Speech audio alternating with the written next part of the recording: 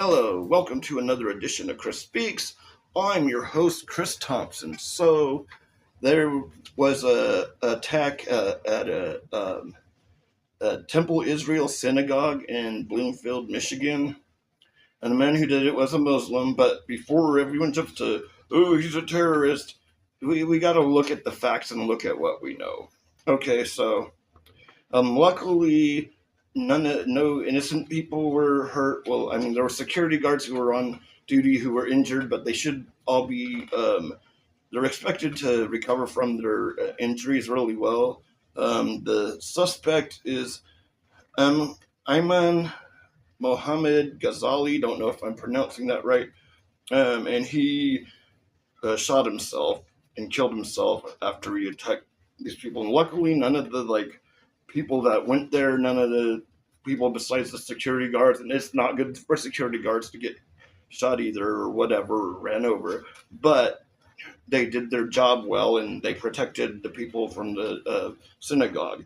Okay, and so it's like all of you out there, especially the Fox News people, are going to be like, he's a terrorist. He's got to be a terrorist. He's a Muslim. And it's funny how it's only terrorism if it's a Muslim that does it. Like, well, I don't like the guy who did almost a similar thing at the thing. Was he on? Was he brought up on terrorism charges? The white guy who freaking shot up it was the LDS church. Was he brought up on terrorism charges? Because if he wasn't, he needs to be. And because it seems like a lot of times, if it's done by a Muslim, it's automatically terrorism. So we got to look at the facts, though. And I was going to do a short video, but I couldn't cram all of this into, and nobody's going to watch it anyway. So I might as well take my time.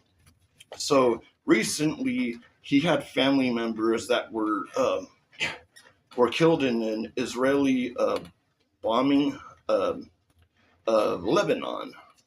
And so this guy was distraught. He had a perfect record. He had no criminal record. He didn't even have a registered firearm. He must have just bought one. And while he was on the thing, buying the fireworks and stuff and trying to do this. So this guy's grieving guy, and it doesn't justify what he does. No, it does. What he did, it doesn't. But you got to understand, people who are grieving do stupid shit, especially if they don't have a good support system. And yes, it's kind of anti-Semitic to just go attack a random synagogue because of Israel. Like, I don't know much information about this church. I haven't really gotten much.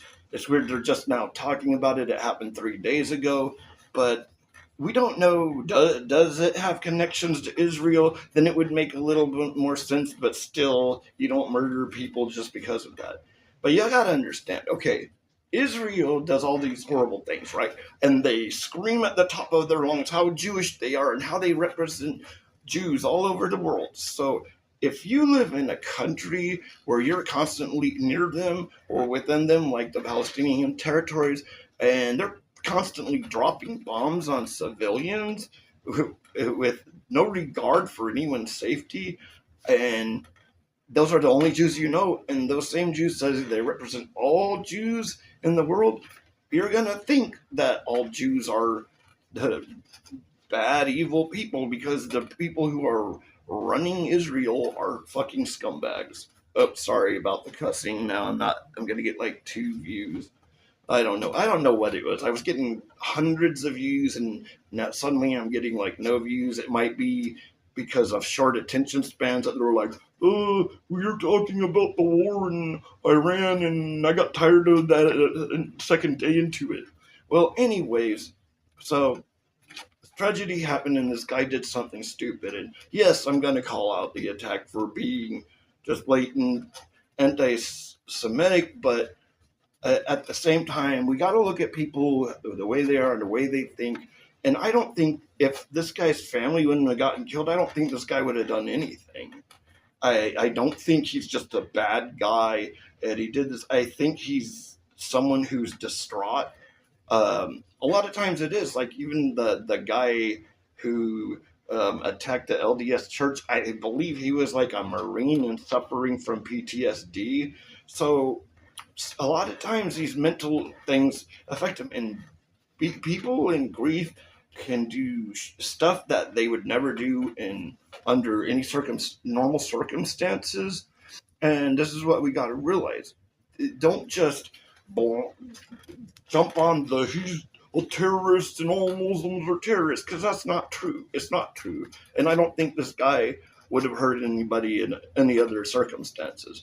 My main thing is here to kind of take an open look, because the mainstream media is all automatically, oh, even if, see, and this is what I get irritated with, like the what do you call it, double standard, where, like, if a white guy shoots one person, right, or two people, well, they're just a lone gunman and blah blah blah, and they're misunderstood or this and that. But it's never like they're terrorists. But even if a Muslim guy just shoots one person, which is similar to the other one, the fact that they are a Muslim, they're automatically, the terrorism thing comes up, and it's crazy because um, I'm not one of you guys who wasn't born until after or just right before 9/11. I remember that people didn't even know what a Muslim was. I remember a time where everybody's idea of a Muslim was a black dude in a suit with a bow tie selling newspapers and bean pies.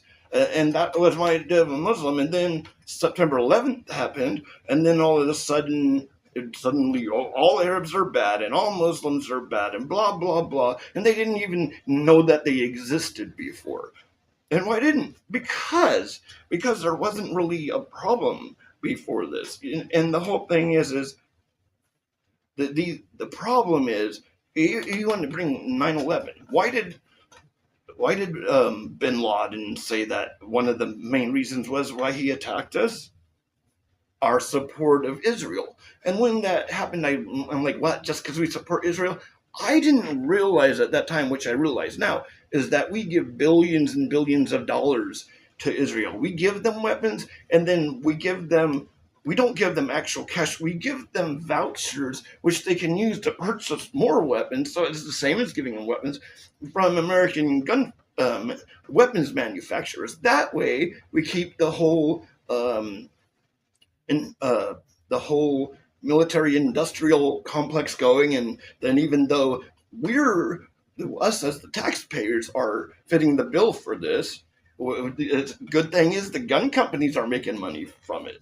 And so it's this cycle of us supporting a terrible, violent terrorist country and what they're doing, and that's where there was a lot of animosity towards us from Middle Eastern people. And yes, Bin Laden was a piece of crap, but he did have actual grievances that were worth noting. But how you do that is not killing people. Okay, so I know I'm kind of getting off on a tangent here, but this is the point. The point is let's not judge him right away. Let's look at this man as a guy who pretty much was a damn good citizen. He didn't even have a gun until later on. And let's see that people grieve sometimes, and they do bad things in the process. There shouldn't, but the fact that there was the thought process that he was going to go blow up a synagogue because they're Jews and he thought Jews were bad. Yeah, that's bad. Okay. And that's what we need to combat. It's like, we're not going to stop people from being terrorists by, I don't know, like just arresting them when they do stuff.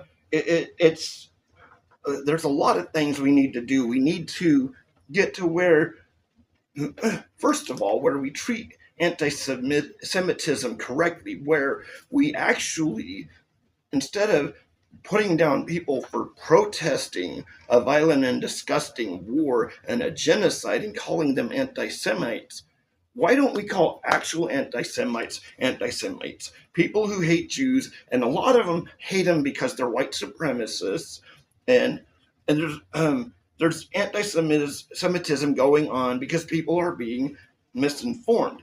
That's where we need to cut it in the bud. That's why, and also, so we also need to make sure that we help our friends and neighbors and people in our community who are suffering, who are going through a grievance. This guy, his family was killed. He wanted revenge, and unfortunately, his idea of revenge was trying to go hurt a bunch of innocent people who have nothing to do with it. And that's where a lot of this stuff comes from, man. But we gotta nip it in the bud. We gotta get to where we're not um, putting taking anti-Semitism and kind of downplaying it by calling everything anti-Semitism. When we got the ADL, Anti-Defamation League, which I actually used to have respect for, but nowadays they're just saying anybody who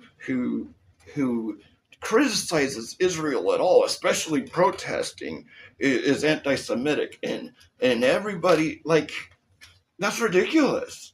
Any criticism of Israel is anti-Semitism. That is not anti-Semitism, and that's the problem. And then by doing that, people aren't taking claims of anti-Semitism seriously, and we need to take it seriously. And we need to look, and we need to work out. Okay, we have people coming here in these countries from Arab countries, from around Israel. This is what we've got to work on in this country.